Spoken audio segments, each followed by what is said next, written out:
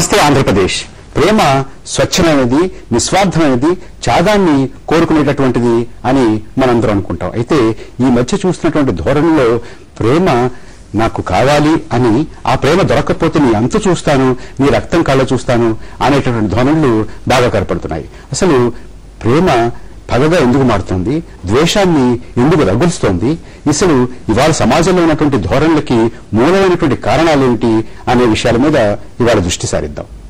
ఇవాళ చర్చలో పాల్గొనడానికి ప్రగతిశీల మహిళా సంఘం అధ్యక్షురాలు సంధ్య, ప్రఖ్యాత న్యాయవాది పార్వతి మనతో ఉన్నారు.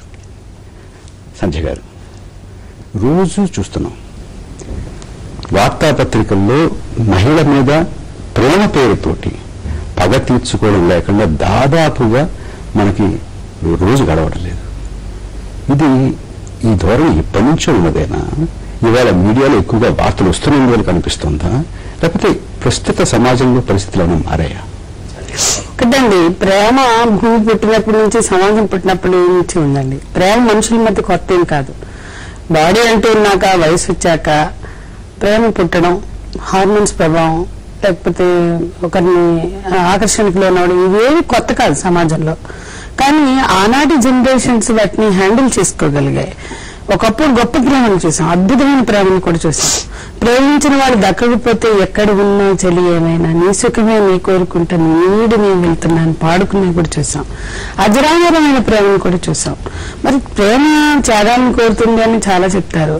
త్యాగం కోరకపోతే పోనీ, అంటే త్యాగం చేయకపోతే చేయను. ఒకనాడు త్యాగాన్ని చూపించారు. నిజంగా నాకు తెలుసు కూడా, అట్లా ప్రేమించిన వాళ్ళు దక్కకపోతే చివరి వరకు కూడా వాళ్ళ శ్రేయస్సును కోరుకునేటువంటి వాళ్ళని మన మధ్య స్నేహితులుగా కూడా నేను చూస్తున్నా. ఆ స్నేహం, ఆ ప్రేమ చిక్కు చెదరకుండా, దక్కకపోయినా కూడా వాళ్ళ పట్ల ఆ భావం అనేది కోల్పోకుండా సున్నితంగా ఉన్న అమ్మాయిలను, అబ్బాయిలను నేను ఈ రోజుకి చూస్తున్నా. కానీ ఈ రోజు అలాగే గుండెల్లో పెట్టుకుని ప్రేమను కొనసాగిస్తూ ఉన్నారు, ఉంటారు. ఎందుకంటే నిజమైన ప్రేమ అంతే కోరుకుంటుంది. ఇప్పుడు తల్లిదండ్రులు బిడ్డను ప్రేమిస్తారండి. వాళ్ళు చెడుదాన్ని పట్టినా, మార్కులు రాకపోయినా, చెప్పిన మాట వినకపోయినా వాళ్ళు అంతం చూద్దాం, చంపేద్దామని అనుకోవట్లేదు కదా. కానీ ఇది నిజమైన ప్రేమ అయితే అంత క్రూరంగా ఉంటుందని మనం ప్రశ్న వేసుకుంటే, ఈనాటి ప్రేమికులు బాంచటి నాకు దక్కకపోతే నువ్వు ఎవరికి దక్కడానికి వీల్లేదని. ఆనాటి ప్రేమికులేమో నేను వీడి నేను వెళ్తుకుంటున్నా అంటే, ఈనాటి ప్రేమికులు నాకు దక్కను మరెవ్వరికి దక్కకూడదు అన్నట్లుగా వ్యవహరిస్తున్నారు. అంటే ఇక్కడ నేనేమనుకుంటున్నానంటే, మారింది ప్రేమ పట్ల కానీ, స్త్రీల పట్ల కానీ. అంటే ఒకనాడు ఉన్నటువంటి అణచివేత, హింస, డిస్క్రిమినేషన్ అది ఎక్కడికి పోలా. నా ఆస్తి, నా ఇష్టం అన్న భావన ఎక్కడికి పోలా. కానీ ఆనాడు ఉన్నటువంటి విలువలు, కుటుంబంలో ఉన్న మానవీయ విలువలు, సమాజంలో ఉండేటువంటి విలువల వల్ల హింసాత్మక దాడి లేదు. కానీ ఇవాళ హింస పెరిగింది. మీడియా వలన కావచ్చు, చుట్టూ ఉన్న వాతావరణం వలన కావచ్చు, సహించలేనితనం. ఎందుకంటే నేను అడిగిన పెన్ను కావాలి, నేను అడిగిన బొమ్మ కావాలి, బట్టలు కావాలి, బూట్లు కావాలి, నేను అడిగిన పోరి కావాలి. అంటే నేను కోరుకున్నది నాకు దక్కకపోతే నేను సహించలేను అన్న మనస్తత్వం ముఖ్యంగా అబ్బాయిలో ఉంది. అందరిలో ఉంది, కానీ అబ్బాయిలో ఎక్కువ ఉంది. ఎందుకంటే అమ్మాయిలు కూడా ప్రేమలో మోసపోతున్నారు. నాకు నిన్న ఒక ఫోన్ వచ్చింది, మొన్న ఒక అమ్మాయి వచ్చింది, అలా యావరేజ్గా ఒకళ్ళు ఇద్దరు డైలీ వస్తున్నారు. కానీ వాళ్ళు ఎట్లానే చేయండి మేడం పెళ్లి, రోజు రజాన్ని వస్తున్నాం అంటే మోసపోయినా సరే పెళ్లి చేసుకోవాలని చూస్తున్నారు. మహిళా సంఘాలను, కోర్టులను ఆశ్రయిస్తున్నారు. కానీ యాసిడ్ బూట్లని, ఇప్పుడు రజా స్థానాల్లో అబ్బాయి ఉంటే వాడికి ఎవరిని ఆశ్రయించాడు, కత్తులు కట్టార్లో యాసిడ్ బూట్లు వేసుకుని వెళ్ళిపోతాడు. మనం చూస్తున్నాం, రోజు జరుగుతుంది అదే. అంటే ఇది మరి ఎందుకు అమ్మాయిల ప్రేమలో మోసపోతేనేమో ఏడుస్తున్నారు, పెళ్లే కావాలంటున్నారు, మహిళా సంఘాల చుట్టూను, కోర్టుల చుట్టూను తిరుగుతున్నారు. కానీ అబ్బాయిల ప్రేమ దక్కకపోతే, మోసం కూడా కాదు, అంత దూరం లేదు, ప్రేమలో ఫెయిల్ అయినా దక్కకపోయినా అసలు నాకు దక్కనున్నా మరెవ్వరికి దక్కకూడదు అన్న పద్ధతులు విరుచుకుపడుతున్నారు. ఇక్కడ స్వభావంలోని తేడా. ప్రఖ్యాత సైకియాట్రిస్ట్ డాక్టర్ ఇండ్ల రామసుబ్బారెడ్డి గారు మనతో చర్చలో విజయవాడ నుంచి ప్రత్యక్ష ప్రసారం ద్వారా పాల్గొంటారు. రామసుబ్బారెడ్డి గారు నమస్కారం. నమస్తే అండి. రామసుబ్బారెడ్డి గారు, ప్రేమ మామూలుగా అయితే నిస్వార్థంగా ఉండాలి, స్వచ్ఛంగా ఉండాలి, త్యాగపూరితంగా ఉండాలని అందరూ అనుకుంటుంటాం. కానీ ఈ మధ్య ధోరణి చాలా మనం ప్రేమించకపోతే నీ అంత చూస్తాను. రామసుబ్బారెడ్డి గారు వినిపిస్తుందా? అది కొంచెం ఆడియో సరైన తర్వాత అంటే ప్రేమ పగలో ఈ రెండు కూడా పరస్పర విరుద్ధమైనటువంటివి.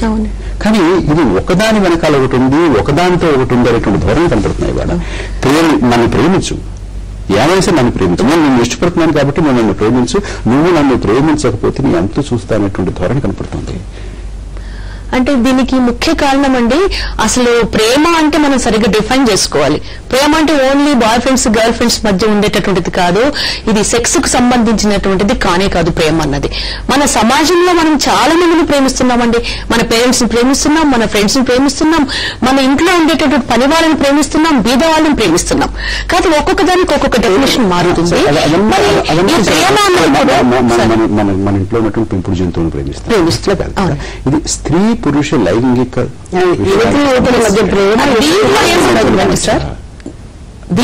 దాంట్లో ఆ ప్రేమలో ఒక సున్నితత్వం ఉండాలి, ఉంటుంది, సున్నితత్వం ఉంటుంది, అనురాగం ఉంటుంది, ఆప్యాయత ఉంటుంది. కాకపోతే పగ ఎక్కడి నుంచి వస్తుంది, ఎందుకు వస్తుంది? ఈ పగాలు ఎక్కడి నుంచి వస్తుందంటే ఈ ప్రేమను ప్రతి ఒక్కరు కూడా పొసెసివ్నెస్ గా మలుచుకుంటున్నారు. ఇందాక మేడం గారు చెప్పినట్లు నాది, నా వస్తువు నాకు మాత్రమే సంబంధించింది, నేను మాత్రమే అనుభవించవలసింది, నేను మాత్రమే పొందవలసింది అన్న భావన డెవలప్ చేసుకుంటున్నారు. ఎప్పుడైతే వీళ్ళు ప్రేమలో నిరాకరింపబడతారో అప్పుడు వాళ్ళలో ఒక రకమైనటువంటి వెంజెన్స్ నేచర్ డెవలప్ అవుతుంది. ఈ వెంజెన్స్ నేచర్ డెవలప్ అయ్యి నాకు చెందండి, ఎవరికి చెందడానికి వీలు లేదు అన్న నేపథ్యంలో వీళ్లలో ఈ పగ అన్నది నాటుకుని పోయి, పగ అన్నది వాళ్ళు వాళ్ళపైన తీర్చుకుని ఇటీవల జరిగేటటువంటి యాసిడ్ సంఘటనలు గానీ, నరికివేసే సంఘటనలు గానీ, గొంతులు కోసే సంఘటనలు గానీ ఇంత తీవ్రంగా ఏదైనా సరే ఏ వెపన్ కనిపించినా కూడా చంపేద్దాము, పగ తీర్చుకుందాం అని చేస్తున్నారు. అంటే దీనికి కొంత కారణం ఏంటంటే ఇటీవల మనం చూసేటటువంటి దృశ్యాలైతేనేమి, మీడియానైతేనేమి వీటి ప్రభావం చాలా వరకు ఉన్నాయి. ఇంకొక రకంగా మనం విశ్లేషణ చేస్తే వీళ్ళందరికీ కూడా కాస్త కోస్త దాదాపు 70% ఫ్యామిలీలో సరైన ప్రేమ, ఆదరణ లభించినటువంటి సంఘటనలు ఎన్నో ఉన్నాయి. ఈ ఫ్యామిలీ బ్యాక్గ్రౌండ్ మనం కొంచెం విచారిస్తే ఒకవేళ విడిపోయిన పేరెంట్స్ అయితేనేమి, నేర ప్రవృత్తి కలిగిన చరిత్ర అయితేనేమి ఇవన్నీ ఉన్నాయి. కొంతమంది పేరెంట్స్ పిల్లల్ని సరిగ్గా పెంచని నేపథ్యంలో కూడా వాళ్ళ మనసంతా కూడా కేవలం ఇలాంటి విషయాల పట్ల ఆకర్షితులై వాళ్ళకి నిజమైన ప్రేమ అంటే ఏంటి, నిజమైన భావన అంటే ఏంటి అనేది వాళ్ళకు గుర్తించలేకపోతున్నారు. గుర్తించలేకంటే ఇంట్లో వాళ్ళకి అది lack of that sort of love and affection అన్నమాట. కాబట్టి కేవలం ప్రేమ అంటే మనది, మన వస్తువు అన్న భావనలోకి లోనైపోయి వాళ్ళు నిరాకరించబడినప్పుడు ఈ రకంగా వాళ్ళు హింసా ప్రవృత్తి వైపు ఆకర్షింపబడి సమాజంలో ఈ రకంగా ప్రవర్తించి మహిళల పట్ల మానవ మృగాలుగా వాళ్ళు మారుతున్నారు ఈ రోజు. ఒకసారి రామసుబ్బారెడ్డి గారు నమస్కారం అండి. నమస్తే అండి. అంటే మనం చాలా స్వచ్ఛమైంది, త్యాగపూరితమైనది, నిస్వార్థంగా ఉండేది. నా మాట వినపడుతుందా మీకు? వినిపిస్తుంది ఇప్పుడు వినపడుతుంది.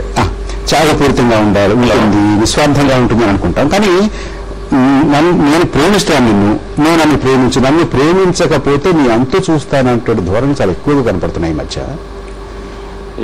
హత్యలు చేస్తున్నారు, గొంతులు కోస్తున్నారు, యాసిడ్లు పోస్తున్నారు. హలో,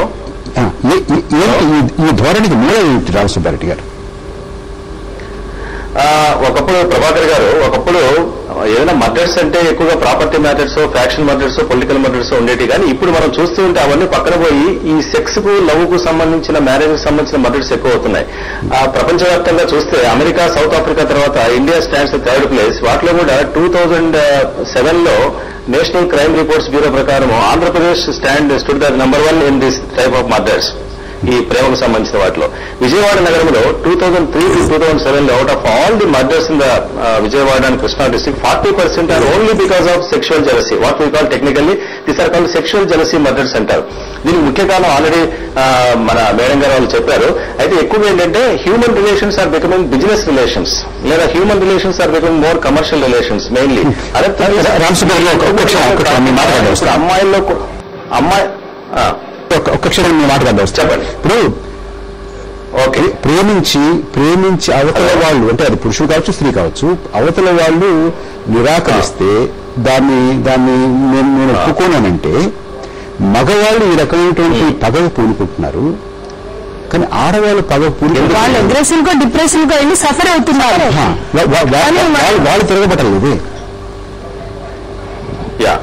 అంటేనండి మన మొదటి నుంచి కూడా ఈ మేల్ డామినేటెడ్ సొసైటీలో స్త్రీ పైన అధికారం హక్కు తనకే ఉన్నాయనే పొసెసివ్నెస్, ఈ పొసెసివ్నెస్ అనేది ఎక్కువగా మగవారిలో ఎక్కువగా ఉంటుందండి. దానివల్ల తాను కావాల్సిన తన వస్తువు తనకే సొంతం, అలాగే ఈ స్త్రీ నాకే సొంతం అనే భావన ఎక్కువగా ఉండడం ఒకటి. అలాగే ఏమవుతుందంటే ఇంకొకరితో మాట్లాడినా చేసిన ఈ అనుమాన మనస్తత్వం, అంటే ఓర్చుకోలేని స్వభావం. ఆ అమ్మాయి ఒకవేళ నిజంగా ఇతను ప్రేమించినా వేరే వాళ్ళతో కొంచెం చనువుగా మాట్లాడినా కానీ అనుమానం ఎక్కువగా ఉండడము, దాన్నే ఢిల్లీ జలసీ అంటారు. ఈ అనుమానం పెంచుకోవడము, ఇవన్నీ కూడా కారణమవుతున్నాయి. రెండోది ఏంటంటే ఇటీవల వచ్చిన ఈ కమ్యూనికేషన్ ఛానల్స్ కానీ వీటన్నిటి వల్ల కూడా ముందుగానే ఇవన్నీ ఎక్కువగా తయారైపోయి చివరకు ఎక్కడో చోట ఆ అమ్మాయి ఇంకొకరితో మాట్లాడడము, లేదా ఇతనికి మెటీరియలిస్టిక్ గా ఏదైనా ఇతనికి వేరే అవకాశం వచ్చినా కానీ ఇవన్నీ కలిసి అతన్ని ఈ విధంగా పురిగొలిపోయారు. చాలా విషయాలు కేవలం సెక్స్ కే కాకుండా అన్ని ప్రతీకారం, అంటే ఇక్కడ సెక్షువల్ మర్డర్సే కాకుండా జస్ట్ ఫర్ రివెంజ్, ఆ అమ్మాయి ప్రతీకారం తీర్చుకోవాలి. ఇప్పుడు శ్రీలక్ష్మి మర్డర్ కేసులో కూడా ఏం జరిగింది, it is not just for love, వాళ్ళ లవ్ అని ఎప్పుడు కాలేదు, కానీ ఆ అమ్మాయి తనకు ఈగోయిస్టిక్, అంటే ఈగోయిజం, తన మాటకి ఎదురు చెప్పింది, తను డోంట్ కేర్ చేసింది అనే విషయం కూడా ఒక్కోసారి లవ్ కంటే కూడా అది కూడా చేస్తూ ఉంటుంది. కాబట్టి ఇవన్నీ కలిపి మగవాళ్లను ఈ విధమైన వాళ్ళ యొక్క బేసిక్ సైకాలజీ. రెండోదంటే మగవాళ్లలో వెరైటీ కోసం ఎక్కువ తపన పడుతూ ఉంటారు, ఆడవాళ్ళు ఎంతసేమైనా మాతృత్వం కోసం కానీ మదర్హుడ్ కానీ మెరిటైల్ బాండ్ కోసం ఎక్కువ వస్తుంటారు. కానీ మగవాళ్ళు ఏంటంటే వెరైటీ అనేది వాళ్ళ హ్యూమన్ సైకాలజీలో ఎంతో కొంత ఆడవాళ్ళ కంటే ఎక్కువగా ఉంటుంది. కాబట్టి ఈ విధమైన బేసిక్ సైకలాజికల్ డిఫరెన్సెస్ వల్ల కూడా మగవాళ్ళలో ఇలాంటి విపరీత ధోరణి ఎక్కువడానికి, అలాగే లవ్ లో కూడా కొన్ని రకాలు ఉన్నాయండి. అంటే కేవలం ఫిజికల్ అట్రాక్షన్ పైన లవ్ లో పడ్డం ఒకటి, అలా కాకుండా కేవలం ఫ్రెండ్షిప్ లీడింగ్ టు లవ్ అనేది చాలా స్ట్రాంగ్ గా ఉంటుంది. అలాంటి ప్రేమకు సంబంధించిన విషయాలు ఇలాంటి చాలా జరగవు. కేవలం మనీ కోసం యూజ్ అండ్ త్రో లాగానో లేకపోతే వెరైటీ కోసం చూసే వాళ్ళు ఎక్కువగా ఇలాంటి సమస్యలు బయటపడుతూ ఉంటాయి. రామసుబ్బారెడ్డి గారు చిన్న విరామం తీసుకున్నాం. విరామం తర్వాత కొంచెం లోతుగా చర్చలోకి వెళ్దాం వీటి గురించి. అంటే మగవాళ్ళకి ఆడవాళ్ళకి ఉండేటువంటి వ్యత్యాసం ఏమిటి, ఎందుకు ఈ రకమైనటువంటి ధోరణి ఈ మధ్యకాలంలో బాగా ఎక్కువగా చూస్తున్నాం అంటే మీరు లైవ్ లోనే కొనసాగండి దయచేసి. ఇప్పుడు చిన్న విరామం తీసుకుందాం. విరామం తర్వాత మళ్ళీ మన చర్చలోకి వద్దాం.